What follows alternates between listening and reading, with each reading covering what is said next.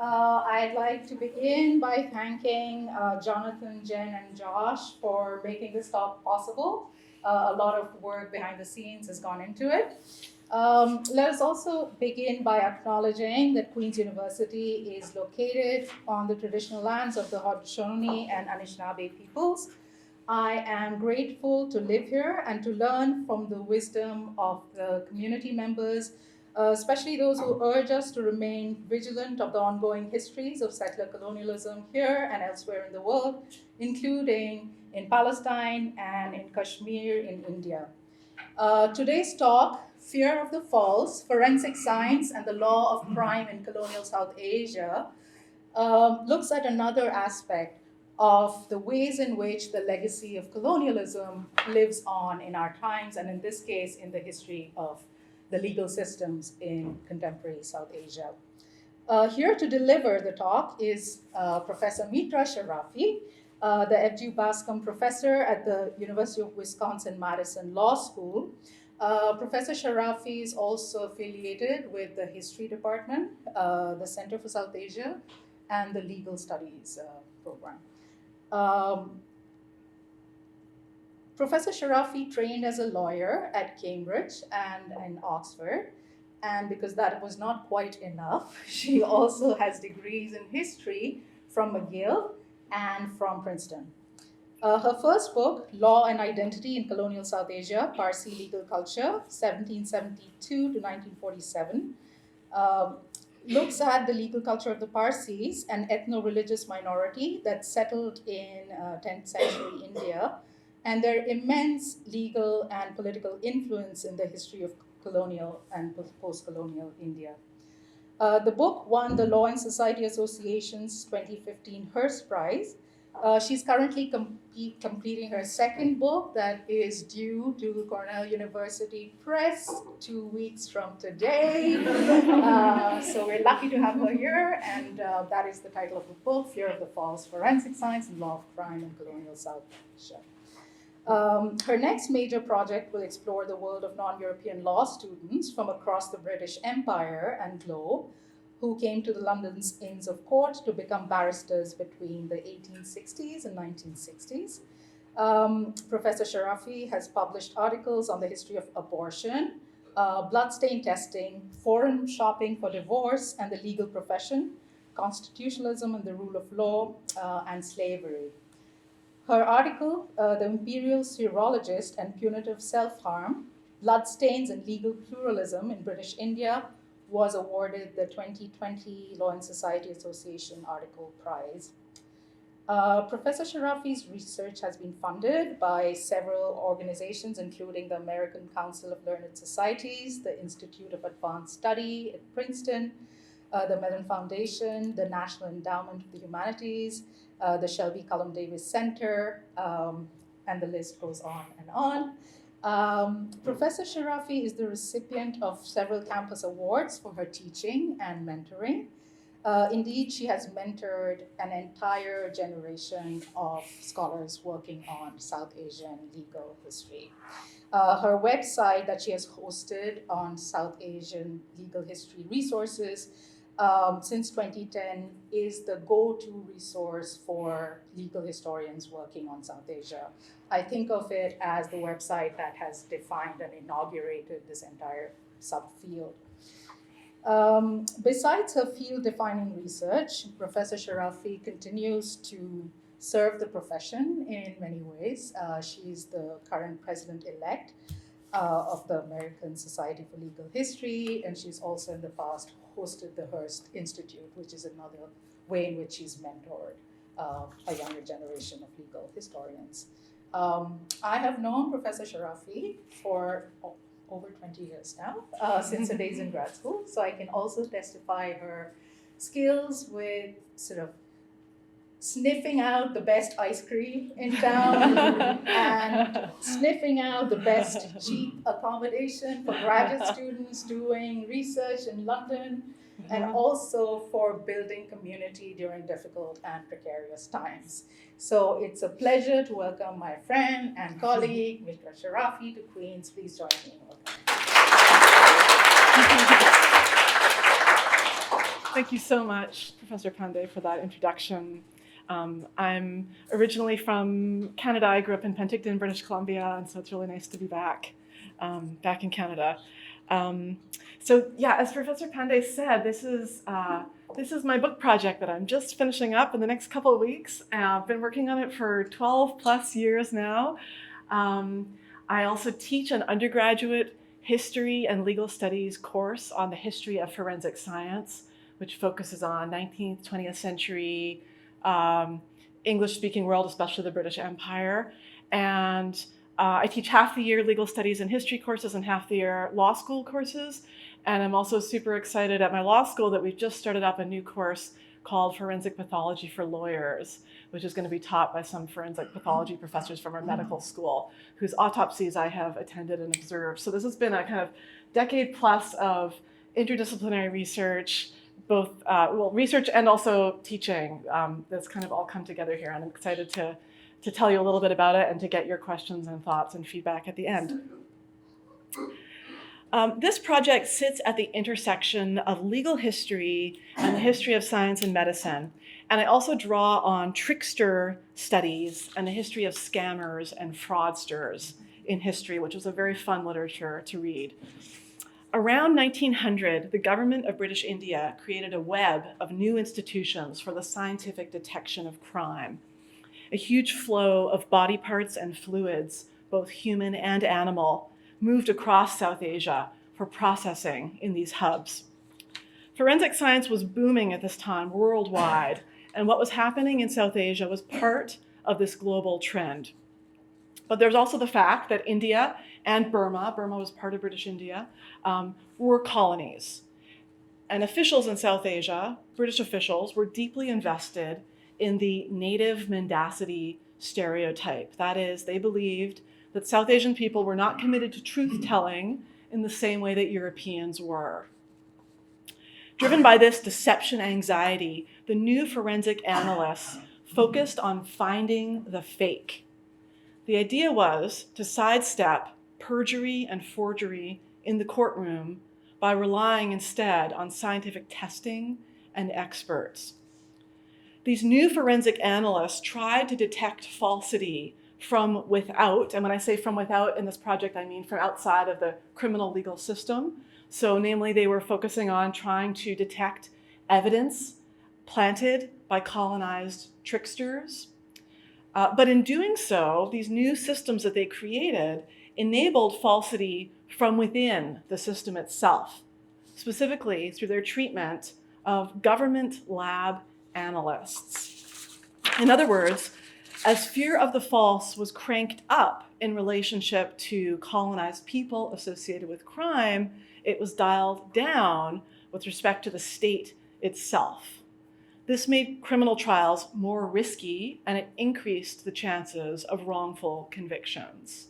And this second part about criminal procedure is a legacy of the colonial era, but it lives on in South Asia today and even elsewhere in the former British imperial world, because the model of what I'm going to tell you about, this one rule of criminal procedure for government lab experts, was pioneered in South Asia, in British India, and then it was exported to other parts of British Asia and British Africa.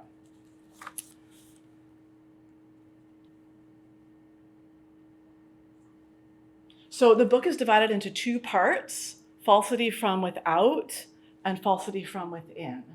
And so what you see here is, this is really where the archival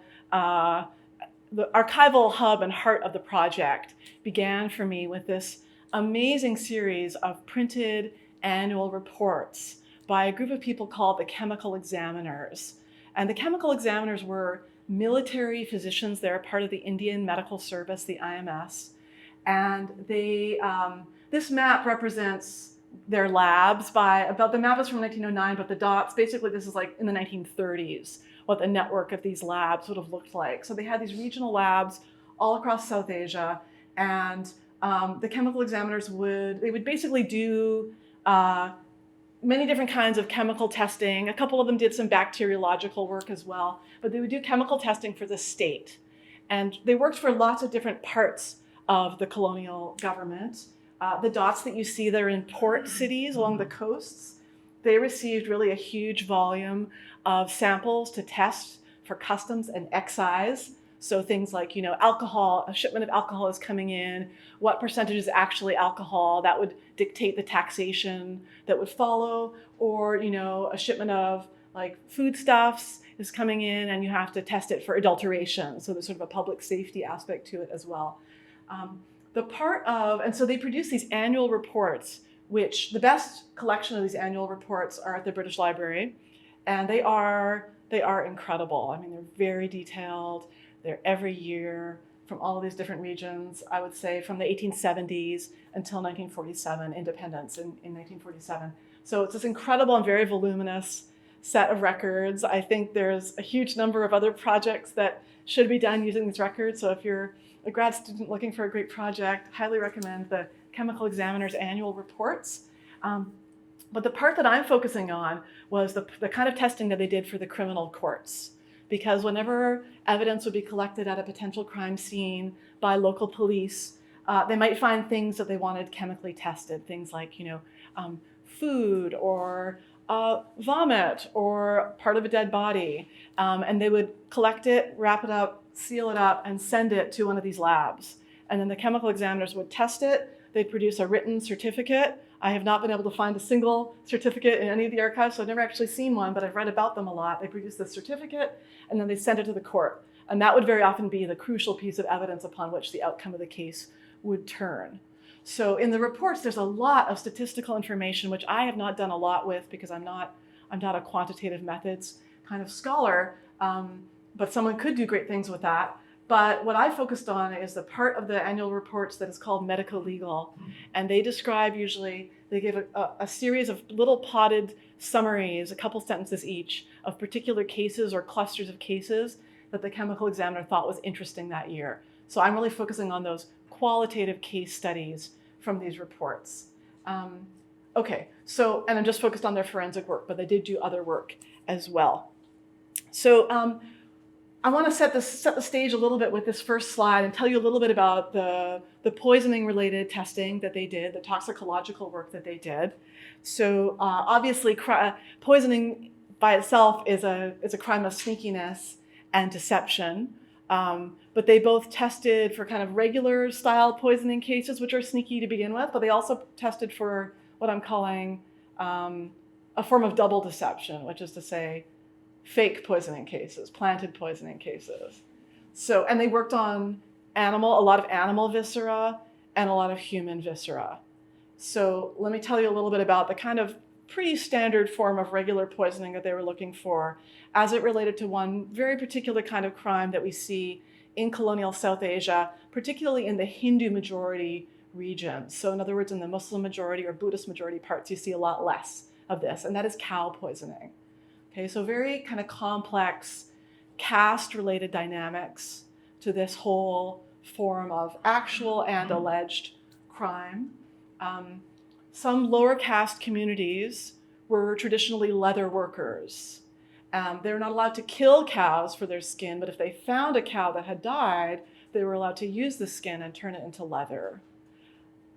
The accusation was sometimes made, typically by upper caste communities who revered the cow, that these lower caste leather workers had poisoned cows in order to make it look like they had died of illness. This is the perpetual question, I think, when it comes to any kind of toxicological analysis. Was it poisoning or was it illness? And so the accusation was that these lower caste communities of leather workers were poisoning cows to make it look like they died of illness so that they could take the skins and use them for leather. And in some of those cases, those accusations seem to have been false.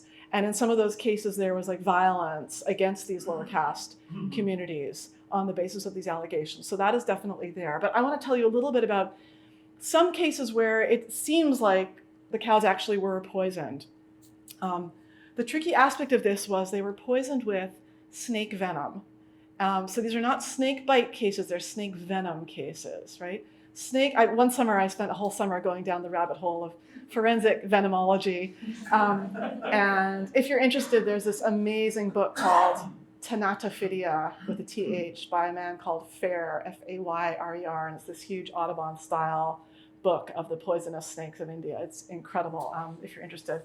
But there were fake snake bite cases where a person had been murdered by poison, and then 2 puncture wounds would be carved into the hands or the feet of the victim, so that it would look like a snake bite case when it was actually not a snake bite case. And there are cases of forensic analysts saying, well, the holes are too big. This is not actually a snake bite case because the holes are too big for it to be a real snake bite case. And then they might sometimes test for things like arsenic. Arsenic was the #1 kind of murder poison worldwide, I'd say, for several centuries, because it was colorless, odorless, and a very small amount was a fatal dose. By the way, I'm wearing my poisoner's ring just for you today. I don't know if you can see this where you're sitting, but it's like Lucretia Borgia's poisoner's ring, which is a ring with a tiny locket where one would put arsenic. I don't use it, I just wear it for talks. So there were the fake snakebite cases, but then there were cases like this where the cow seems to have died. For many years, they would find these dead cows with rectal rags inserted up their rear end, and no one could understand what is going on here. But eventually, the chemical examiners actually figure out a way to extract some of the liquid from that rag and test it for snake venom. The thing about snake venom was, and this appears in Sherlock Holmes' The Adventure of the Speckled Band, there was no way to test for venom in a human or animal body, like in viscera. There was no chemical test to detect it. So that's one thing that made it a very, very good poison to use, right? Because you could sort of get away with it. But in this case, this is kind of a story of chemical examiners and fear of the false driving a forensic development. And the development was they figured out a way to detect venom in the rags, at least. The snake and banana method is really quite inventive. And so what was done was you would put a poisonous snake and a banana into a earthenware vessel with a really small mouth, and you would heat it. The heat would anger the snake, and the snake would bite the banana and release its venom into the banana. Then you carefully remove the snake, remove the banana, smear it on cloth, and insert it into the cow's rectum. And that's finally what they figured out was happening, and that's how these cows were being poisoned. So that's just kind of a regular run-of-the-mill type poisoning area that the chemical examiners were working on. But I want to tell you about a couple areas that they worked on also with human beings. And these are getting into the, I think, more complicated cases in that the question of falsity becomes really huge. So you're probably familiar with allegations of poisoned wells made against Jewish communities, especially, I believe, in the medieval Europe. These accusations during the Black Death, I believe these were made. Accusations of poisoning wells also occurred in colonial India. There's a constant challenge, I would say, running through my records for this period when it comes to the question of is it poison or is it illness? And it specifically focuses on arsenic and cholera, because the symptoms of arsenic poisoning were very, very similar to the symptoms of cholera. And I have cases even where, experts got it wrong. I have a case where a family died. This was in Bengal, colonial Bengal. A family died during a cholera outbreak. Muslim family, so they were buried, not cremated, which was lucky for the authorities, because if they had been cremated, they would not have been able to figure out what happened in this case. But the family is buried. Everyone thinks it's cholera. And then the police get a tip that you should dig up those bodies and test them for arsenic because they were actually poisoned. And it turned out to be true. The bodies had, fatal levels of arsenic poisoning in them. And then they found out that the family had been involved in a property dispute.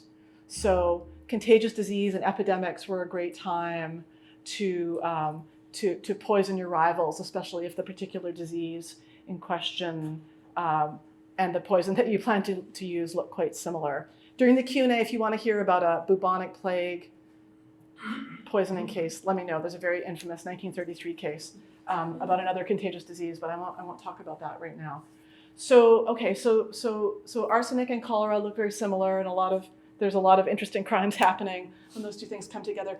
The poisoned well situation is really interesting because there was a cholera outbreak in this one particular region, and there were 2 health workers who had been brought in to try to get this cholera outbreak under control, and they were then accused of throwing cholera-infested, I don't know, clothing or maybe just excrement into the well in order to spread cholera in the population. So that was the accusation.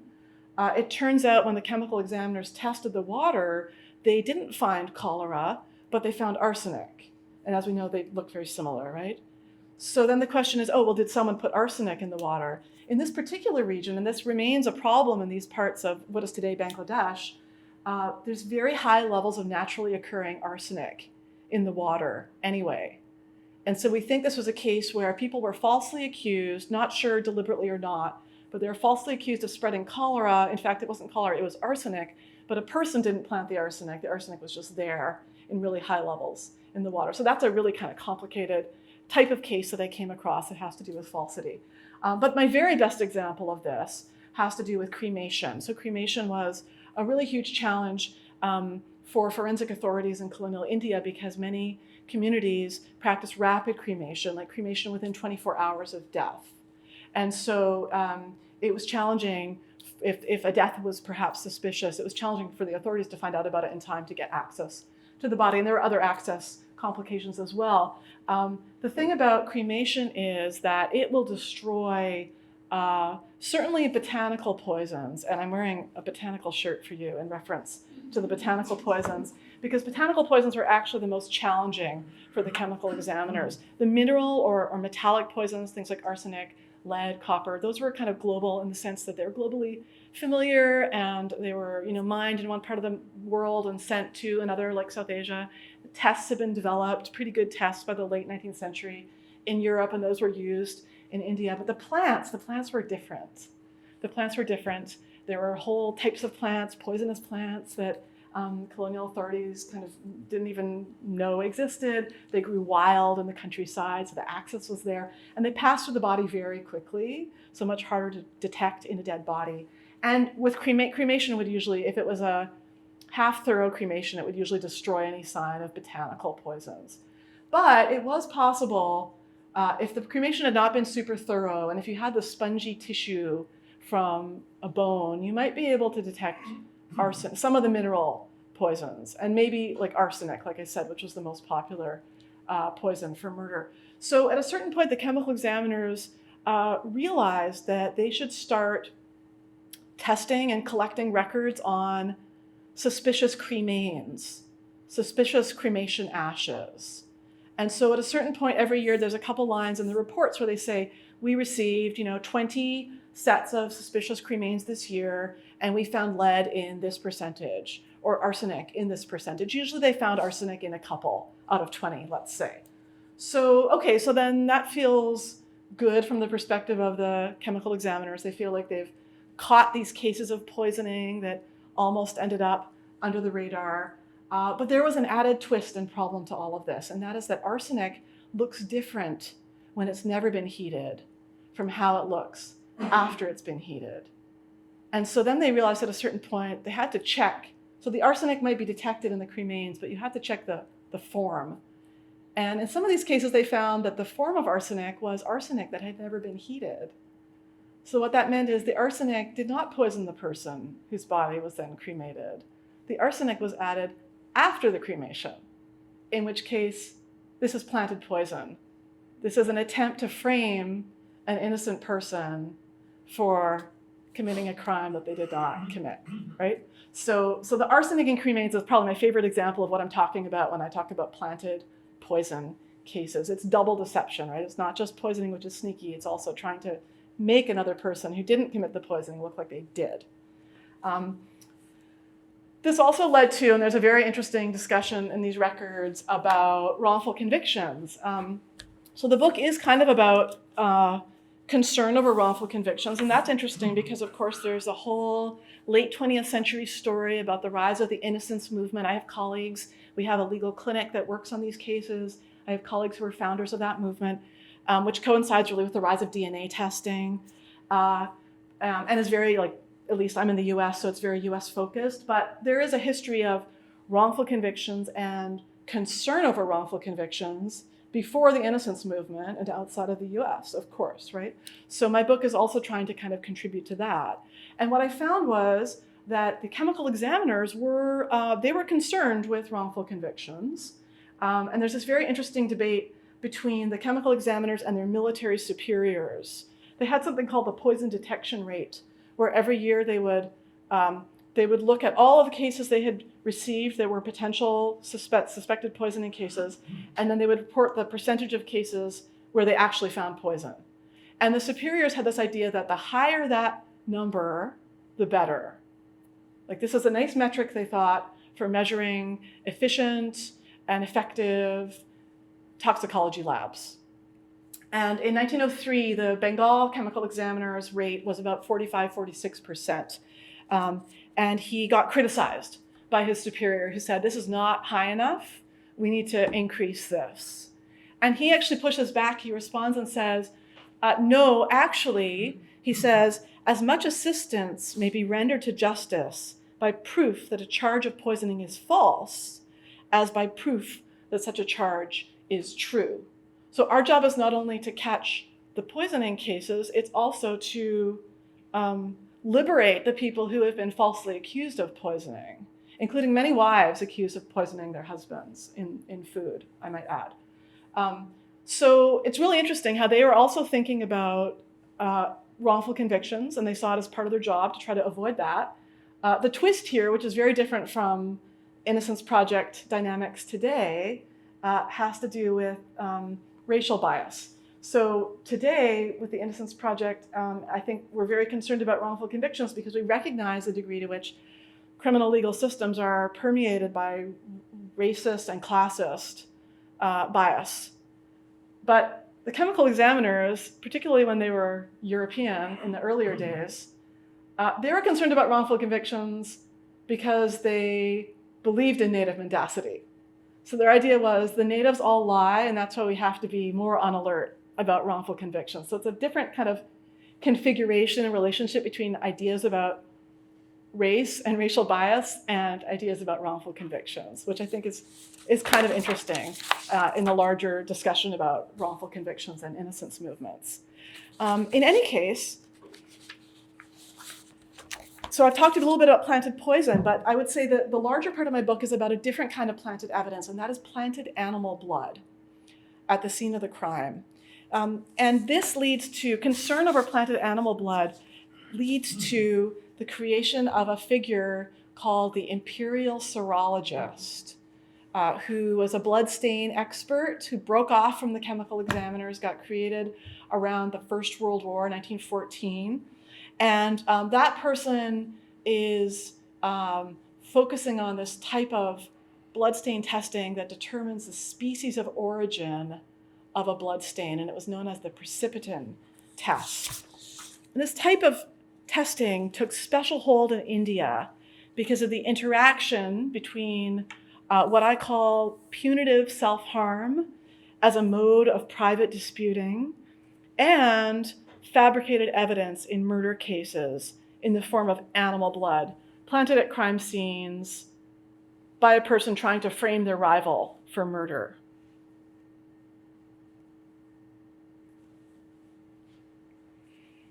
And so this is an image of the test. It's coming out of immunology. The main way of determining species, animal, human, and sub, mammalian, down to the level of like, is it sheep, is it bird blood? Before this test, what they did was microscopy. So they would look at the size of the red blood cells, and each species would have a range of sizes. And the problem was that those ranges overlapped. So you may be able to say, well, I think this could be human, but it could also be goat blood. And in court, that was not super useful. But this new type of testing that gets developed in the first decade of the 20th century is much more useful. It's based on antibodies in blood serum, and it worked on old and small samples. It worked on samples that have been exposed to heat up to 50, 60 degrees Celsius, which is super useful in a hot climate. And I can tell you more about exactly how it worked if you want to hear about it during the Q&A. But the basic idea was you create this reference library of, they're called antiserums for each species. And then you mix those with your mystery extract from your stain at the crime scene. And when you get a match, you would get this precipitate, or as they called it, precipitin forming, and that would tell you this is the kind of blood at your crime scene. So the red arrow, that's one example of where it develops. The test is really pioneered by this person, George Nuttall, who was a Cambridge academic in the, like I said, first decade of the 20th century, and his acknowledgments. All the academics in the room will love reading acknowledgments, so you've got to take a look at his acknowledgments, because he basically thanks people from all over the world who have sent him animal blood so that he could create this reference library. And especially he thanks military officials from colonial India who sent him a disproportionate number of animal blood specimens so that he could do this testing and develop this test. So I'm not saying the test was invented in India, it wasn't, but it was certainly fine-tuned, and it was certainly institutionalized in a way that it wasn't anywhere else for, I'd say, 2 decades. So this was the only photo I've been able to find of the imperial serologist. There was really no equivalent in Britain or elsewhere in the empire that I've been able to find. There were forensic experts who did some of this testing, but there was no figure whose real sole job was precipitin testing, like in the case of India.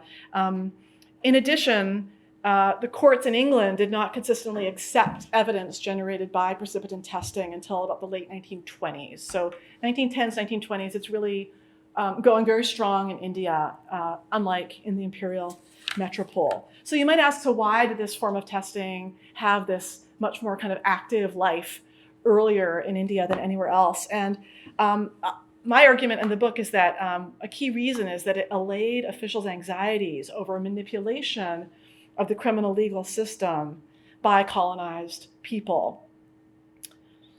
This test allowed officials to detect attempts to frame individuals by planting animal blood at murder scenes. And there's an article in the British Medical Journal, 1916, so just 2 years after the imperial serologist has been launched as its own independent office, which I think really captures this. So there was this is the case of the Nadar Naikar. These are 2 caste communities in Madras Presidency in South India. They were having a series of kind of back and forth disputes. The British would call it a feud. And at one point, it was over temple processions and who had access for their temple processions. And at one point, the Nadars decide that they're going to kill a woman from their own group on their own side and make it look like the other side has actually murdered her. So they beat her to death and dumped her body at the temple entrance, and then they poured sheep's blood over her and on the ground around her. They also somehow got some clothing from a member of the other group and got sheep's blood on that. So now there's bloodstained evidence from the defendant, the person who's accused of murder, eventually, and around the ground and around the victim of the murder. They also sent a telegraph in to the officials saying that the other side has murdered one of our women. Please come and investigate. This is a murder case.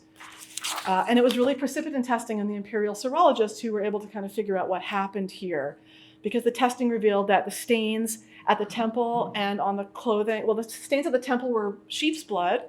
The stains on the clothing of the defendant, of the accused, was a mix of human and sheep's blood. The mixed cases they're a little confusing, and I can say more about those in the Q&A if you liked. But in this case, what the judge basically said was, because of the presence of the sheep's blood, this is a false case. This is a planted evidence case. And so the judge acquitted the defendant. And this article was really about Sutherland, who's the first imperial serologist, who's the person who really lobbied for this position to be created. He says this was an attempt to obscure or divert the path of avenging justice, right? It's an attempt to to play with and manipulate the criminal legal system, but this form of testing caught the ruse, right? So this is my second big example of ways in which fear of the false did actually drive like forensic testing developments. This test gets fine-tuned. Okay, so, but the larger question is, how did colonial officials make sense of these kind of cases, these planted animal blood cases? Among colonial officials, the common impulse was to fall into cultural and racialized stereotypes. And so by these accounts, they would say, well, this is just native mendacity. This is South Asians, incapable of truth-telling or not valuing it, planting evidence. That's what this is. Historians of South Asia have looked at these cases and usually attribute the primary source, colonial official statements, to the rule of colonial difference, which is basically racism. And their tendency has been to stop there. Like that's kind of the end of the story. But I want to suggest, and I guess this is my historiographical intervention, I want to suggest that there's more that we can do and say with these cases. I want to entertain the possibility that maybe there was some dissimulation.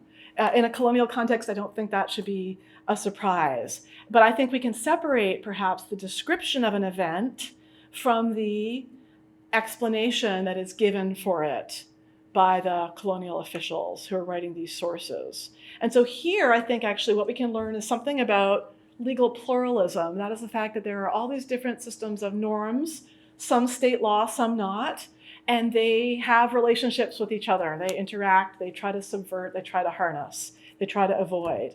And so I think what we're seeing here is one very unusual and very extreme non-colonial mode of disputing that is adapting itself to the new requirements of the colonial legal system and trying to harness that system for its own ends. The imperial serologists regarded these cases as perversions of the course of justice and just signs of native mendacity.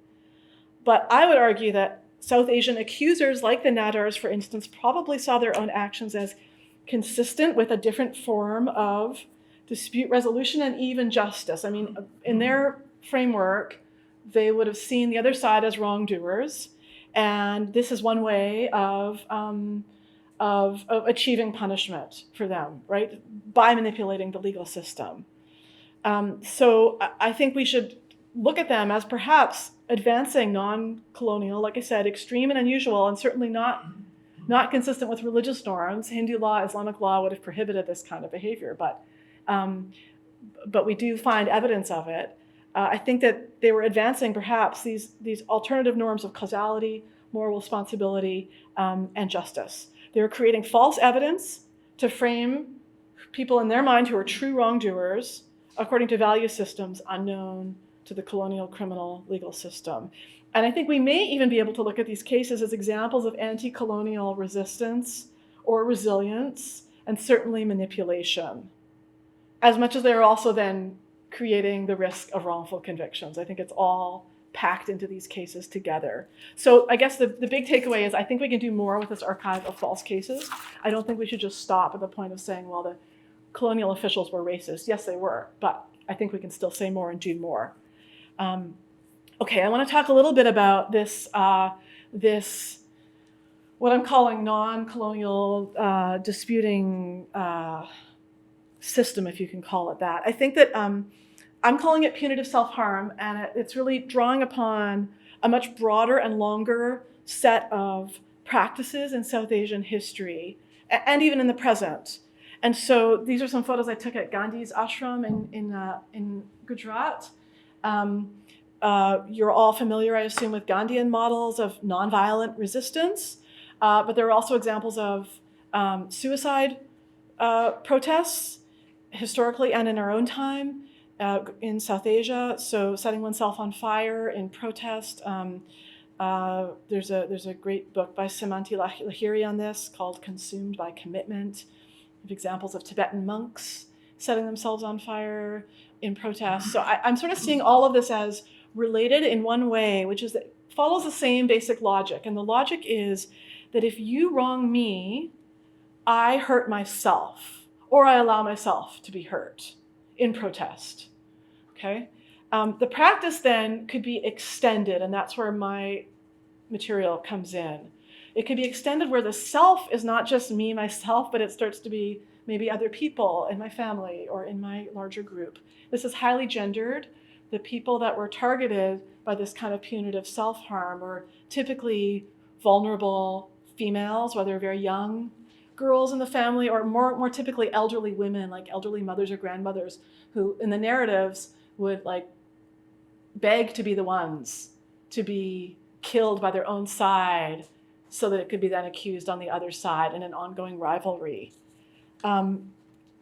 And so then you might ask, okay, well, what is the relationship between punitive self-harm, even in this extended and very extreme form that I'm talking about? What's the relationship between that and false evidence? Well, it was only one extra step from committing punitive self-harm by killing a relative, let's say, and dumping their body at the enemy's doorstep, to then making the death look like it had been committed by the original wrongdoer by planting animal blood on their clothing or house. Okay, so on the logic of this form of private disputing, fabricating evidence may not have been regarded as illegitimate, but it's just another way of punishing the original wrongdoer. And it's kind of a twofer, because the punitive self-harm extended version, the idea would be like the original wrongdoer is responsible and now they're cursed. So that is there, but then also you might be able to get a murder conviction if the planted evidence goes undetected. So why did precipitin testing take hold in India in special ways? Well, it gave officials the tool to try to respond to this fear of the false and detect these planted animal blood cases. So I talk about planted poison, planted animal blood is the first part of the book. Let me tell you quickly about the second part of the book, Falsity from Within. This is a story about how certain shortcuts were created in colonial criminal procedure, and they were grounded in just the kind of contingency and logistical realities of 1880s colonial India. The normal approach to expert witnesses in the English-speaking world would have been that if you are an expert who gives evidence, let's say written evidence, you have to be called to court and take an oath and be cross-examined on the basis of your report. Even the most eminent chemists in London, let's say, Victorian England, would have been called into court and be cross-examined under oath. But in India, this rule develops, and it's originally Section 510 of the 1882 version of the Criminal Procedure Code. This rule develops that courts may call chemical examiners to court on the basis of their written certificates, but they don't have to. So it became optional. And the practice that developed was that courts would not call chemical examiners to court. The original reason seems to have been just like distance and travel time and logistics. It was very hard and disruptive for the chemical examiners to travel, especially out into rural areas, and disrupted their testing in the lab. But somehow, even once travel conditions changed, and even once other people in the lab were authorized to go to court, the practice of not calling them to court stuck. And then over the colonial period, all sorts of other experts are lobbying really hard to try to get the same exemption. Some of them, a few of them get it, most of them don't get it. And then after India becomes independent in 1947, it continues. More types of experts are allowed to qualify for this exemption. And just last summer, India came out with a new, it has a different name now, but it's basically the new Criminal Procedure Code. And the list of experts who are approved for this exception has expanded again. So somehow it's just kind of a story about colonial roots and then inertia that just sticks and expands. And this is very risky when it comes to heightening the risk of wrongful convictions. Because if the chemical examiner's report is ambiguous, incomplete, unclear, there's no opportunity for the court to clarify. I mean, cross-examination is considered like one of the great engines of truth finding in common law legal systems, and you're taking that away. You would typically only have one expert also in these cases. This is like a court-appointed expert. So it's a lot of power, and the expert ends up being very kind of protected and shielded and hidden away from court. So I just want to give you one example of where this could go wrong. This was a man, assistant chemical examiner, Madras, 1893, named Newman. And he got in trouble. He got dismissed for misconduct. It's very hard to say in these cases when a person is just being negligent and careless and sloppy, or maybe incompetent, and when they were actually being corrupt and taking bribes or allowing influence to play a role. It's very hard to tell. But this was a misconduct, that's sort of the umbrella term. He was drinking the alcohol he was supposed to be testing. So that was a problem. Extra alcohol. There was a bit extra that was sent in. He was drinking it, so that was a problem. And by the way, this happens more than you would think with actually drug testing. Ask me during Q&A about Massachusetts had some really hideous cases of drug analysts doing the drugs in the lab about a decade ago. But the bigger thing that I want to talk about here is the blood stain analysis. So this was before the imperial serologist was created. And so Newman did a different kind of blood stain testing. The question was like, is it mammalian blood? And there was a chopper, like a meat cleaver that had been found. They thought was maybe the murder weapon. It was sitting in a sewer for a couple days, so it was covered in like sludge and excrement and mud. But underneath that, they wanted to know if there was blood. And so he found blood on the edge. He found mammalian blood on the edge of the cleaver, but he didn't test the rest of the cleaver. But his report made it sound like he tested the whole thing and only found blood on the edge. So it's a misleading report. And because he wasn't called to court, the court was misled. This didn't turn into a conviction for murder and death penalty case, but it could have. And there was quite a bit of upset after this case because of the risks created by this section of the Criminal Procedure Code. There were also occasionally judges who complained about this rule, but the larger pattern has been that the rule has stuck. It is expanded. It has expanded both number of types of experts that are now allowed to use it, and it's also expanded geographically. So today it's part of India, Pakistan, Bangladesh, because they were part of British India, but it also was expanded to other parts of the British Empire, including the Strait Settlements, Hong Kong, Uganda, Kenya, and Nigeria, after being pioneered in India. So that's a story about how the risk of falsity was also a risk coming from within the system, not just from without. So what difference did the colonial setting make to forensic science? Well, I think there are two big differences. Number one, the story of precipitin testing in planted animal blood shows us that if we dig deeper in this archive of false cases, we can see how state and non-state notions of disputing and justice interacted in a very interesting configuration where the non-colonial form is like manipulating and adapting itself and twisting for its own purposes the colonial legal system. And then the story of protected colonial lab experts is a story of colonial inertia and export. It's a version of a stunted version of criminal procedure that would not have been tolerated in the imperial metropole. Got started arguably for kind of just practical logistical reasons, but then stuck and spread both to types of experts and geographically across the empire. The effect was to make expert misconduct, including corruption, harder to discover at the expense of basic due process rights for defendants. And so there's a heightening of wrongful conviction risk there too. So just final takeaways. Falsity in my project, I think, shows that falsity thrived through layering.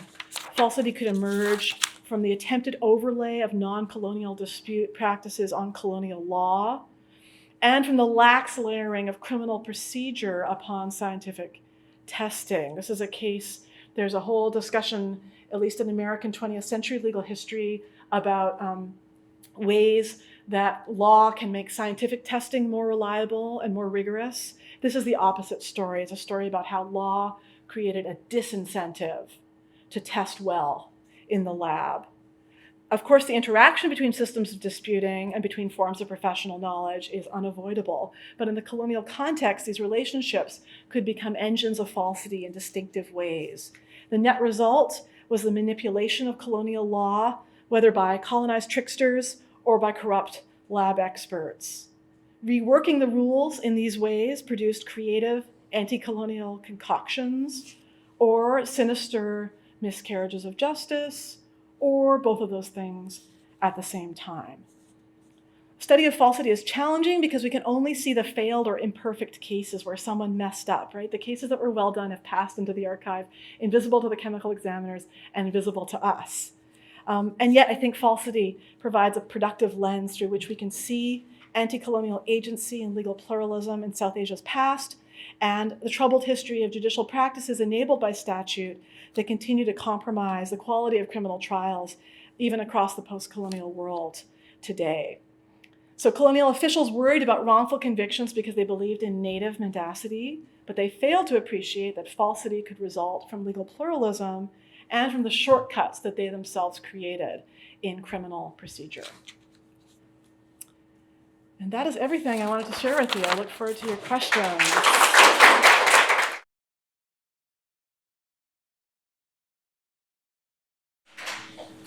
Thanks so much, Mitra. It was a wonderful talk. Can't wait to read the book. We have plenty of time for questions. Are you okay just taking questions from the audience? Go ahead. Okay, so thank you so much for this. I'm assuming the bubonic plague case you were talking about is the Papu murder case? Yes. I want everyone to know. Yes, thank you. I'm so glad you asked. I'm so glad you asked. By the way, I wrote a little a magazine article in Himmel South Asian called Pandemic or Poison. I wrote it during the pandemic, of course. And this case features, but this is a very famous case. So usually if you're a poisoner and you're clever, you will use an epidemic or a disease outbreak as an opportunity to poison someone and get away with it. But this story is actually, in one way it was very ingenious, and in another way it was very dumb. So what they did, it was an inheritance dispute between these two brothers in Calcutta, and the older brother had this doctor friend.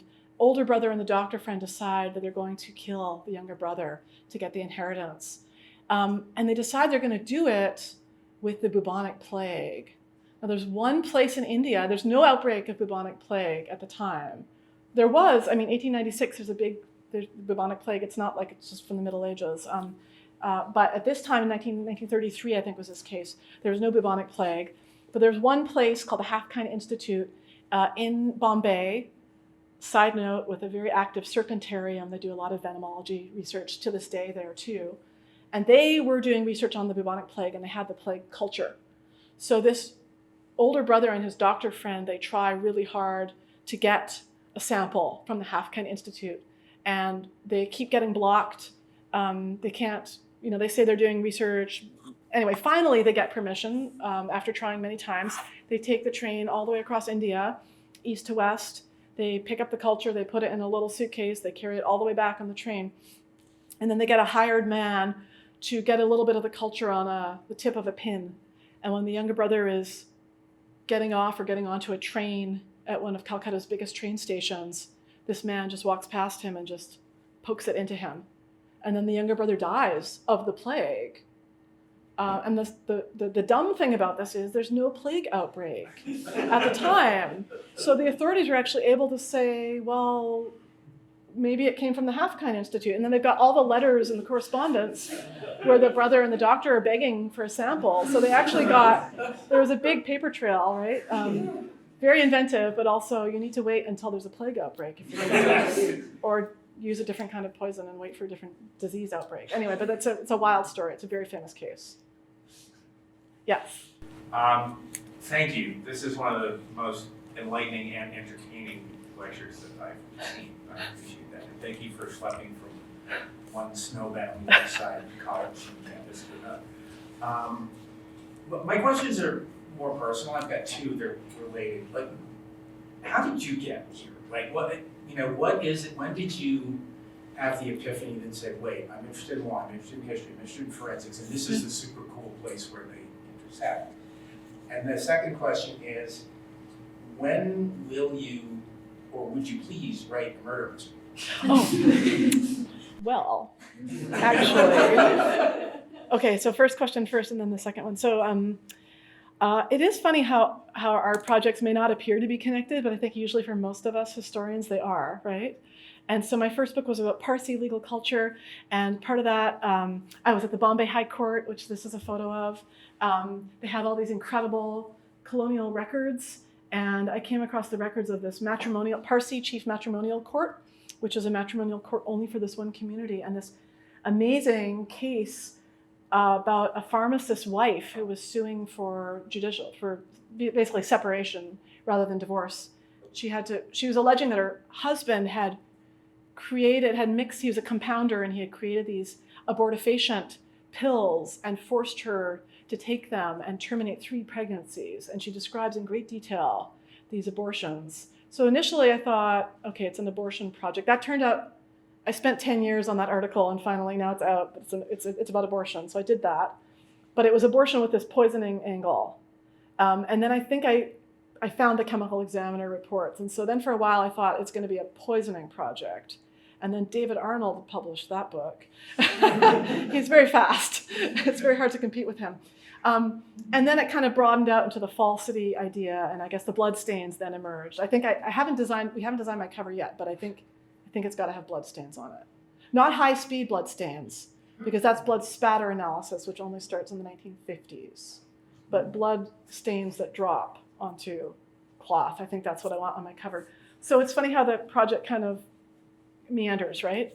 And then eventually, but this idea of falsity, I was really quite intrigued by, and I'm quite intrigued by falsity and idea-based diversity, and what kind of complicated things come out of that interaction, whether cultural diversity or professional bodies of knowledge diversity. So that's how I came to it. The detective fiction story is, so I have not written detective fiction, and I don't think I will, but because on my website, I occasionally hear from people doing research on South Asian legal history, and I came into correspondence with a woman named Sujata Masi, who's the author of, she's a former journalist, and she writes mystery novels. And she read my first book and has created a series called the Praveen Mystery series. We're now 3 volumes in. It's about a 1920s Parsi lady lawyer in Bombay who's kind of a detective. And so she draws on my research and other people's research, and I send her memos on historical and legal plausibility. And it's been a really fun and I think super fruitful form of interaction. More and more, I'm kind of thinking about the work that we scholarly historians do, and how, unfortunately, we seem to have quite a small public readership, most of us. But I think it's really useful if we think of ourselves as like wholesale history producers, if we can collaborate with the retail history producers, the journalists and the people who are doing the bedtime and beach reading. And if they can do that in a way that is historically informed, I think that is like a fantastic combination and match. And I wish more of it happened. So I like the detective fiction thing. I love working with people who are producing that. It's often historical. Yes. Thank you. I loved the talk. It's so interesting. I wondered if you could talk more. You have these really interesting cases in which you've suggested that what's going on is there's an attempt to sort of harness or use the colonial legal system to settle existing disputes or pursue other ends. And there's clearly a pretty sophisticated level of awareness about the workings of this system. Clearly the blood cases, they didn't know about the imperial serologist, so that was relatively new. The arsenic case, I mean, they're planting, like when people are planting arsenic, they clearly know that there's a capacity to test for arsenic. They might not know about the heated, unheated. So I wonder if you could just talk about how understanding of these systems was disseminated and how people understood or came to an understanding of what would happen at a crime scene and what kind of testing and information. Yeah, super interesting and important and hard to get at that question. But I do think I have a little bit in the book about this in the introduction. So obviously there's newspaper coverage of really big, important, high-profile murder cases. I found a couple of references in the Chemical Examiner reports where they say that the poisoners seem to be shifting. And so somehow the poisoners have learned that we can now detect X. So this year we saw a big drop, and we think they're shifting over to this other kind of poison instead. So that's very interesting. There's also detective fiction and films. I mean, the silent film era is the early 20th century, and then we move into the talkies by late 1920s, 1930s, right? And people were just as crazy about crime stories in colonial India all around the world. With the detective fiction stories and newspapers, they're reaching a larger audience than just literate reading publics. People would read out loud at the tea houses, tea stalls, and maybe the person, not everyone there might be literate, or not everyone there might speak the same language, so they might read it and translate it. There are even stories about factory owners hiring lectors who would sit and read stories out loud for the workers while they worked. And so that was another way that detective fiction could be disseminated. I mean, the question of detective fiction and how much technical forensic science it has is a very interesting one. And in the Sherlock Holmes context, the literary scholars have a fascinating debate about this. I've been won over by the argument that Sherlock Holmes has a lot of science around the edges. He's always got like little lab things and he's dabbling, but the case never turns on that. Because if it did, it wouldn't be accessible to you, the reader. Like the reader has to have a shot, or else it's not a good detective story. So, and I did have there's a great tradition of detective fiction in Punjabi, Urdu, Hindi, and Bengali. And I had some Bengali detective fiction translated for this project, but we found a lot less forensic science there than I was hoping for. So question mark over the detective fiction. The chemical examiner's reports were also printed and sold through government approved bookshops, and you have lists of the agents that would sell them. So like technically anyone could have bought them and read about them. But it's a hard thing to know, obviously. It's a great question. Yes, in the mask. So I think my question is related to documentaries. You use these falsity cases. You say that they're an opportunity to read like an alternative or anti-colonial example of like alternate justice or moral systems beyond the mendacity stereotype. So my question is basically like how far can you go? How much can you tell about this subaltern knowledge? And like what are the sources? What's your interpretive method? Like where how are you finding this? And I'm asking not because it's related to my project, but Megan here researches the New England witchcraft trials, which also were forensic events. Yes. And so I'm just interested, how do you interpret that? Yeah, it's a really tough question.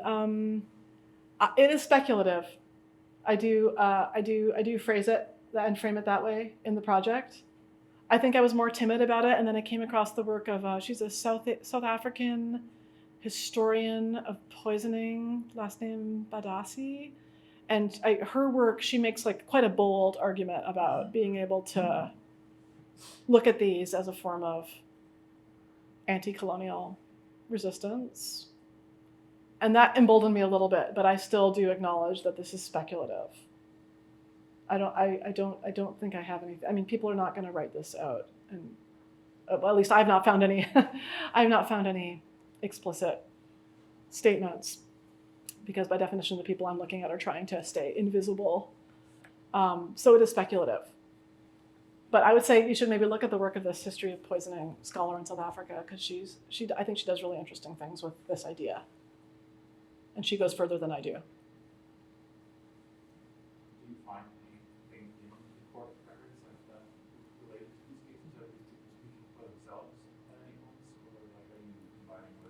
No. So the most I've found would be, so most of this story happens actually before they ever get to the courtroom, because the chemical examiner tests, if they determine that this is like a planted poison case, that's the end of it. It never gets to court. The court is asking them for the certificate, but usually, I haven't found a lot of reported case law. The most you would find would be a judgment where the person gets, the planted poison cases never make it to court because they realize someone is trying to frame someone else for poisoning, but we're not going to go and have a full trial where this innocent person is put on trial. So the most interesting cases for me, I'm not seeing them as judgments. They don't get that far. But I do have like just plain old poisoning murder trials. And all I've found is the published judgments that are in the law reports. We don't get the testimony of the defendant. For that, you would, for my first project, when I was at the Bombay High Court, the kind of records I was finding included all of that kind of testimony and exhibits, which was amazing. But I did not find, it was mostly civil cases. I didn't find a lot of criminal cases, and that was a different project, so I wasn't looking for this stuff. I have not attempted to go back to the Bombay High Court and try to do that kind of research for this project, because I think it would be a little needle in the haystack. But that would be like your dream source. I didn't find it. I'll also say my first project, I did a lot of work with the Judicial Committee of the Privy Council, which is the apex court for the British Empire. And I did that work back when I was actually, the records were at the Privy Council. It's on Downing Street. That's where I did my dissertation, a lot of my dissertation research.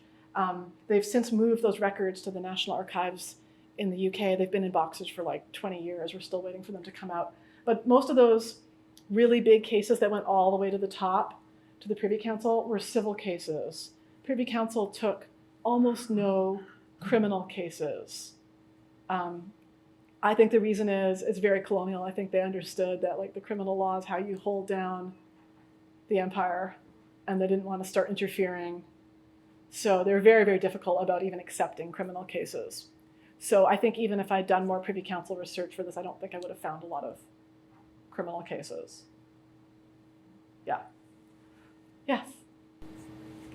I have a question about if they were doing semen testing and if that's something that they were looking at, and if they were, because I know in Ontario they were doing that in sort of like mid to early 20th century. What do they find, and how is that like evidence of a sexual nature constructed? That's a great question. I have a chapter which I haven't talked about today, but it's a chapter on rape. And that ends up being a story about kind of a competition between two different kinds of forensic stain analysis. One kind is the precipitin testing, the animal species of origin testing. And so in the 1910s and 20s, this form of testing turned out to be very useful for men and boys, a subset of men and boys accused of rape, who could show that there was planted animal blood involved in their case, right? So very, very useful for them. But then in the 1920s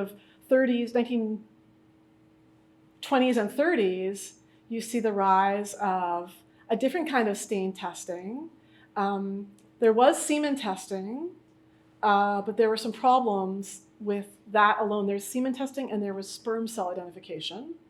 The sperm cell identification, the problem had always been that, that was just microscopy. The problem had always been that the sperm cells were very delicate and the tails would break off very easily. And once the tails had broken off, it was really hard to tell if that was the head of a sperm cell or some other kind of cell.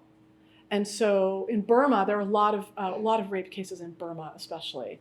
And in the Burma's chemical examiner's office, they had several years in a row where they found 0 sperm identification in these cases, which then leads to a big kind of push to try to develop better sperm cell staining methods. And they do it actually in Agra, where the Taj Mahal is.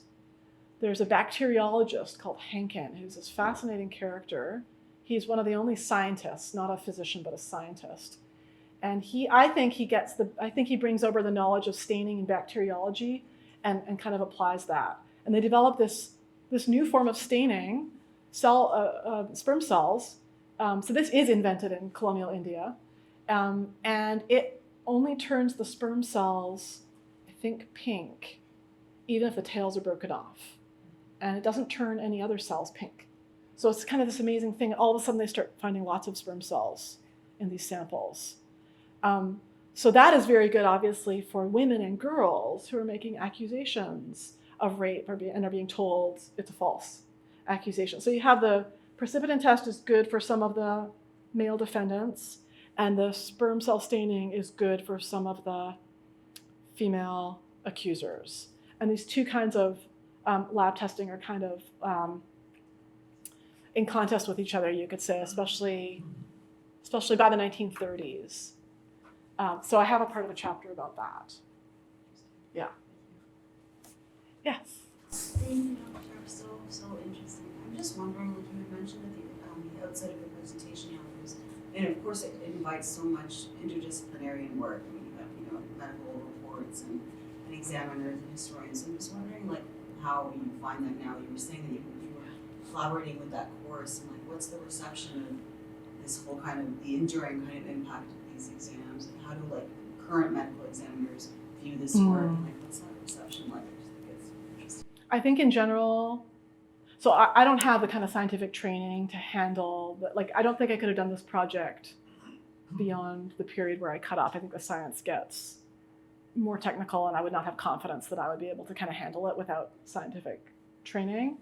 But I do have science majors who take my undergrad course occasionally, and I think they are very unaware of the longer history. I think most of the scientific analysts and students today are like, don't know anything about the earlier history. So I think it's useful for them to be aware of some of these earlier issues and debates. I did get one comment on my evals last year after the forensics course, and maybe it's not by a science student, I don't know, but they said the professor is anti-science. and I'm not, but I mean, especially in kind of America today, I'm definitely not anti-science. But it's interesting because I could see how if you're coming with scientific training today and then someone is telling you about all of these issues and wrongful convictions based on sloppy or poor scientific testing. We do a lot of that in my course. I guess for the student, they feel like they're kind of, science is under attack. And so I do want to complicate the way they think about science, which is not to say that we throw out science. But that comment has really stuck with me, as the negative ones always do. Ishita. Can you talk a little bit more about the cow poisoning cases? And the reason why I'm asking is that I'm wondering if it appears as a site where you can get to the subaltern politics that's playing out a little bit through the use of these courts, right? Yeah. Because killing a cow is going to lead to a great deal of trouble for whoever's accused of doing that. Yeah. So some of the cases that you did talk about are more about individual gain, right? And I'm wondering about the history of communal violence. Is there any evidence that that's what was going on in these kind of cases? You're right, and this kind of goes back to the earlier question about how far can I take this and what's my evidence. You're right that I think in these cases it's kind of impossible to separate like the immediate personal gain. So you have this rival and you want to punish them for that thing they did to you earlier, or you want the leather, you need the leather maybe, right? So there's that, but I think at the same time there may be this other larger thing, which is I'm going to manipulate the system to get what I want and to kind of subvert the system. And that could be anti-colonial, which is the way that I talk about it in the book, but your point is well taken that this could also be like subversion of the caste hierarchy, right? And it could also play out in a communal, let's say Hindu versus Muslim way. The precipitin testing, there's a subset of work that they do on testing for cow blood and pig blood. And those are communal violence cases where someone has planted blood of a particular animal to offend or defile the people of the other religion, right? And so the question of, well, is it actually pig's blood? Is it actually cow's blood? Is very important.